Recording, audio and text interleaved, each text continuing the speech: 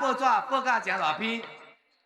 哦，这个联电的曹兴诚董事长来了钱买广告，讲要来呼吁两位总统候选人来同意、来合作、来制定两岸和平共处法。表面上，台海和平、两岸和平，大家嘛拢总无意见。我相信大家嘛拢赞成，对一个总统候选人讲伊无爱台海和平，对一个政府、对一个官员讲伊反对两岸和平。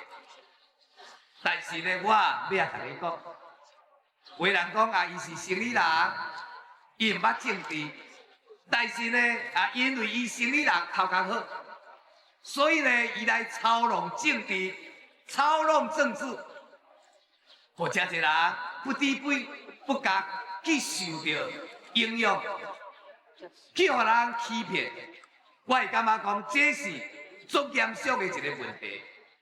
今仔日我要甲大家提醒，表面上叫做两岸和平共处法，实际上这是一部非常清楚反独促统的一个法案。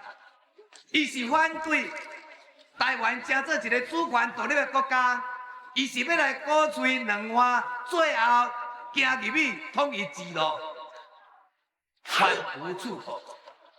无食的时阵，为什么遐尼济公投拢总会使办？伊若主张讲袂使有独立的公投，只有会使有统一的公投。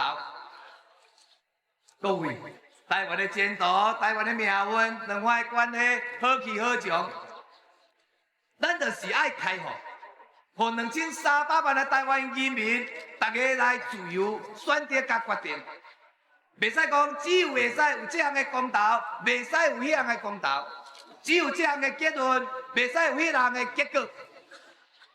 伊伫这个文章内底写甲真清楚，伊讲伊反对独立的公投，但是伊主张统一公投，希望讲下当。来推杀统一的公投，公投更免限制次数，一直投到统一为止。